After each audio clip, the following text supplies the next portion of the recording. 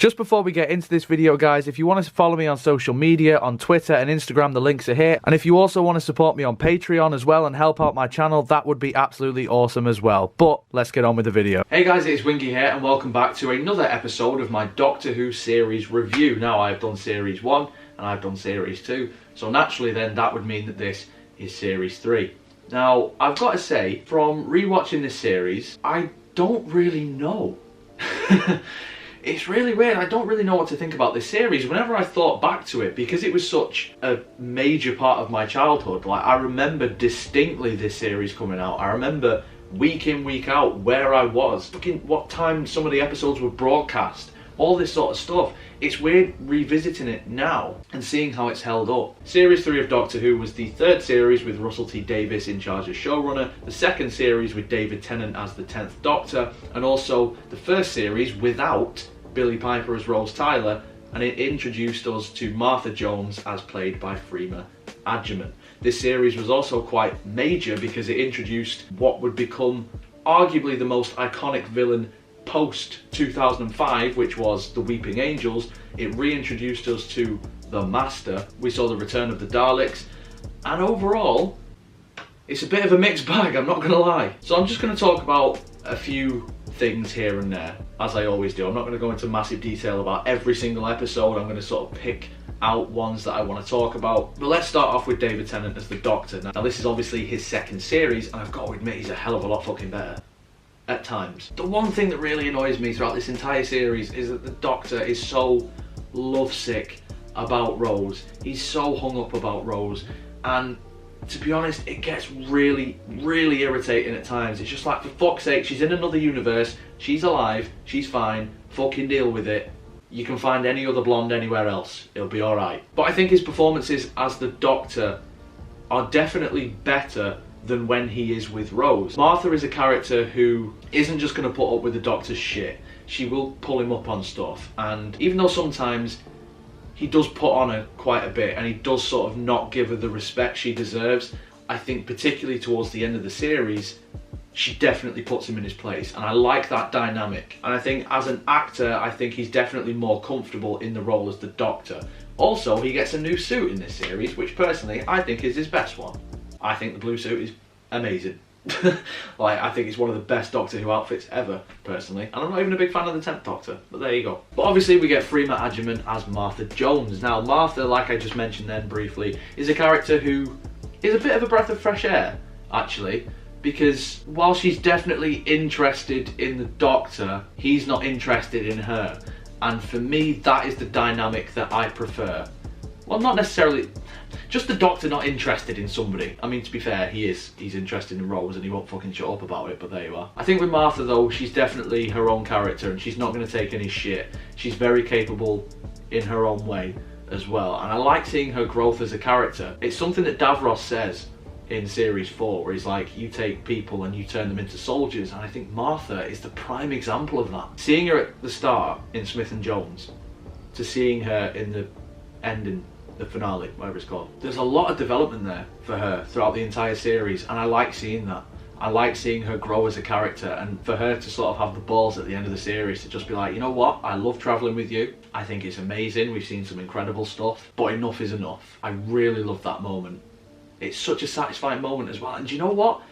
A lot of the time you'd be like, oh, well, fuck you, you know, the Doctor's got this amazing time machine that can take you anywhere and you're just being ungrateful. But actually in that moment you're just kind of like, yeah, you do you, fuck him off. He's treated you like a right knob. Oh yeah, John Barrowman's in this series as well. I totally forgot. And of course we get the return of the Master, played by both Derek Jacobi and of course John Sim. Derek Jacobi doesn't really play the Master, apart from like 2 minutes. So I don't really want to talk about him, but I want to talk about John Sim.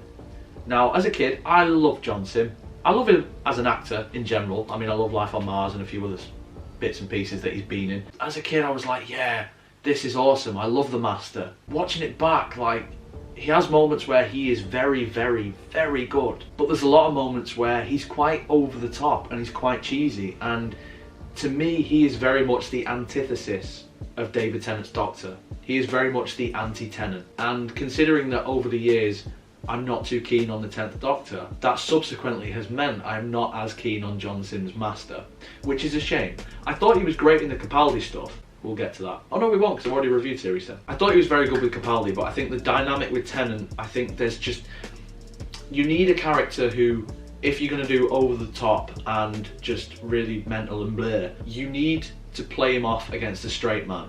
And you don't really have that, because Tennant, whilst he can do that stuff, typically is very sort of, well, Alonzi and all this sort of stuff, and it just, that dynamic doesn't quite work for me. Definitely has his moments though. But anyway, let's talk about some of the standout episodes in this series, in my opinion. So the Dalek two-parter, it's fucking dreadful, isn't it? Again, as a kid, I didn't mind this one, but looking back on it now, it's just piss poor.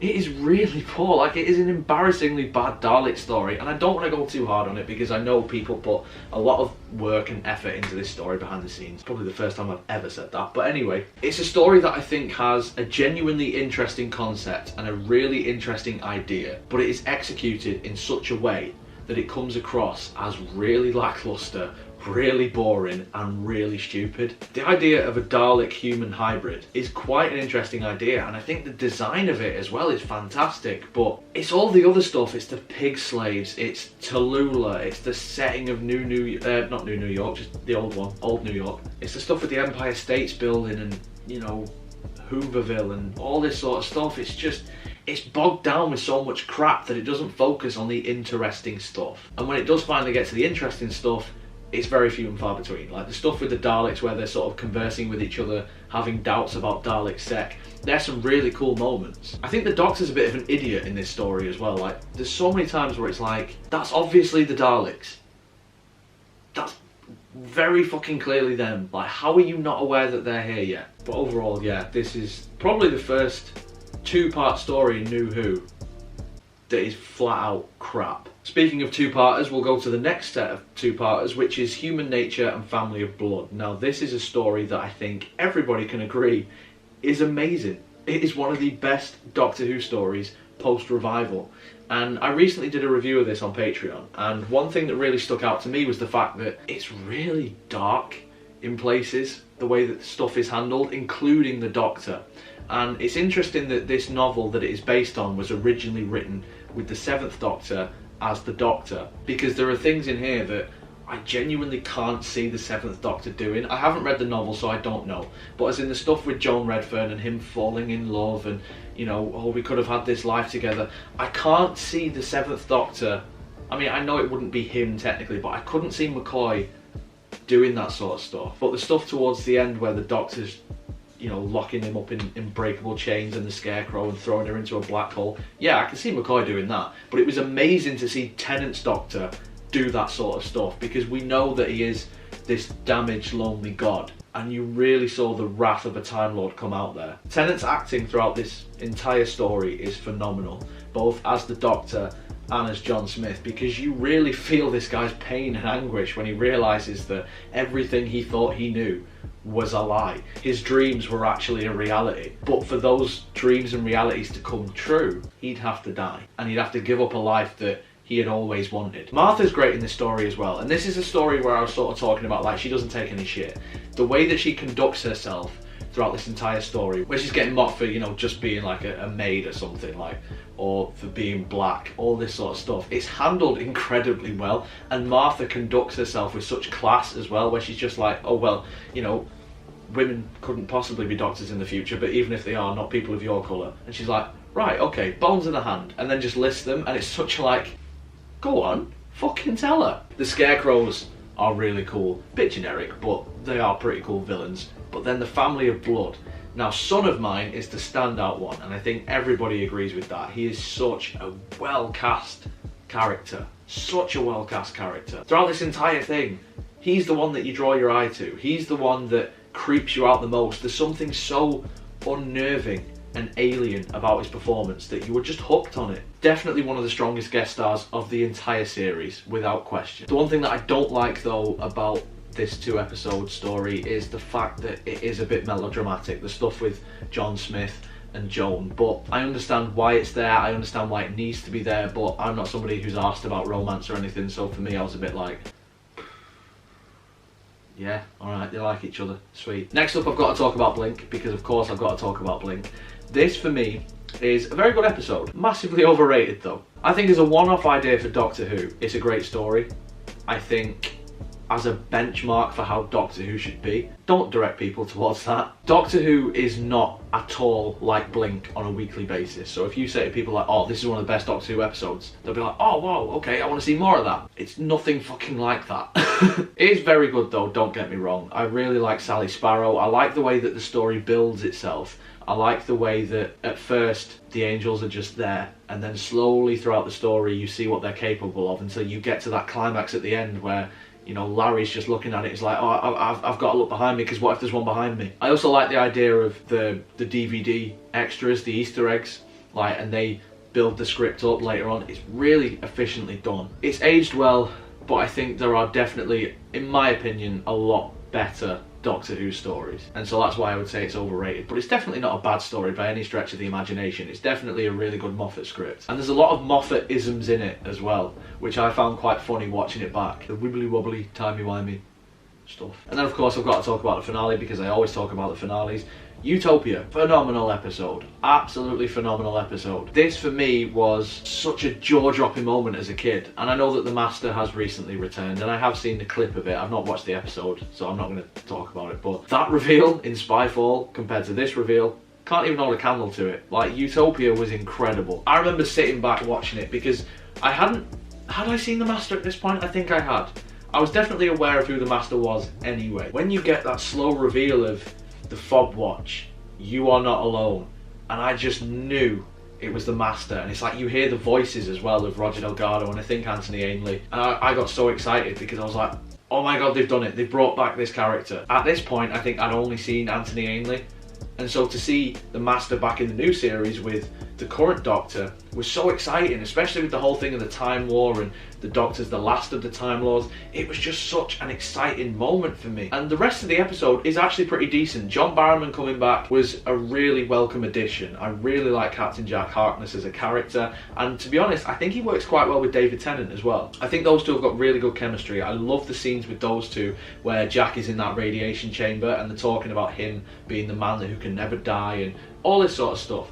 It was a really nice moment, and it's a really nice scene. I think the Future Kind are just like a generic villain, but they're sort of there to throw you off the scent that maybe there's something else there. But overall, that reveal, the regeneration, and John Sims' first scene is brilliant. That ending is just total despair. Like, the TARDIS is gone, the Master's got free reign to go wherever the hell he wants to go and cause utter chaos however he wishes. You've got the Future Kind breaking in, they're at the end of the universe, there's literally no hope whatsoever. Now, The Sound of Drums I think is overall a good episode. I don't think it's as strong as Utopia, but I like a lot of the stuff that is in there and a lot of the setup. So Jack has got the vortex manipulator, so obviously they go back to, you know, wherever, and that's fine, right? I can live with that. It's not the worst thing in the world. It is a bit of a deus ex machina, but it is established, so whatever. Then the Master's Prime Minister of Great Britain, that's a cool idea.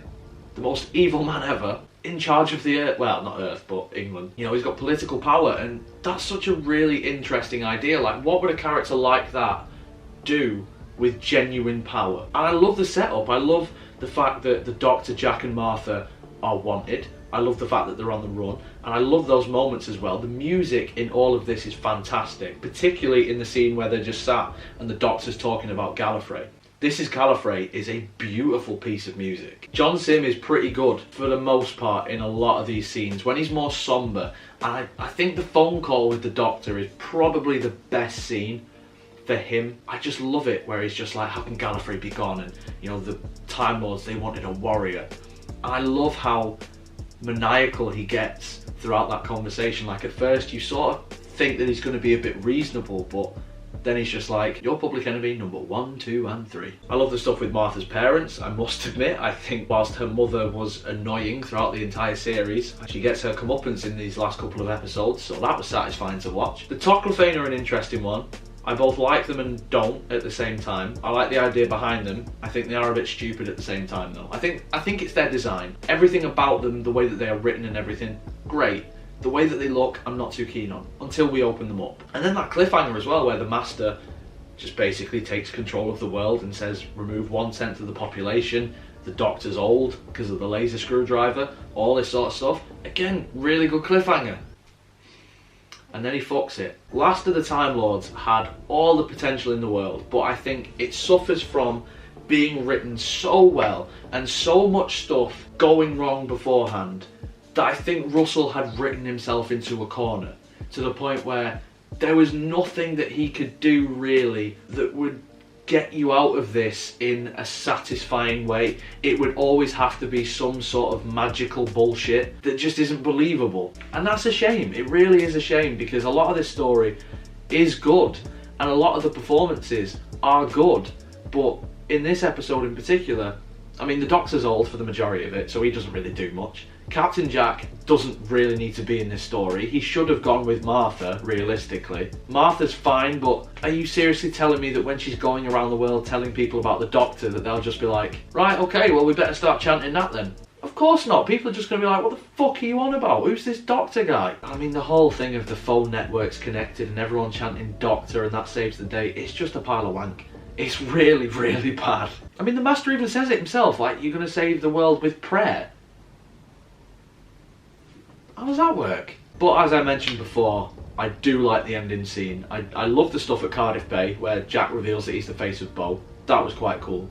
And I also love the stuff with Martha in the TARDIS where she's basically telling the Doctor to just do one. Right, I've had enough. So overall though guys, I think Series 3 is a bit of a mixed bag. I think it has definitely strong episodes. It has definitely weak episodes as well, like Shakespeare Code, dull as dishwater, Gridlock. It's alright but really forgettable. The Dalek story, as I mentioned, that's pretty crap. The Lazarus experiment is okay, I guess. 42 is an indication of why Chibnall shouldn't be showrunner. But it does have some little gems in there as well, such as Blink, Human Nature, Utopia. I even quite like Smith & Jones, to be quite honest with you. But overall, I'm going to give Series 3 a 6 out of 10. Because I think its brightest moments outshine some of the shit. But in the comments below guys, let me know what you think. Do you like Series 3? Do you not? Why? Either way, let me know in the comments below. If you enjoyed this video, make sure you leave a like on it, subscribe for more. Social media and Patreon links will be in the description as always, so if you would follow me on any of those things, I'd absolutely love you forever. But till next time guys, you take care of yourselves. Goodbye.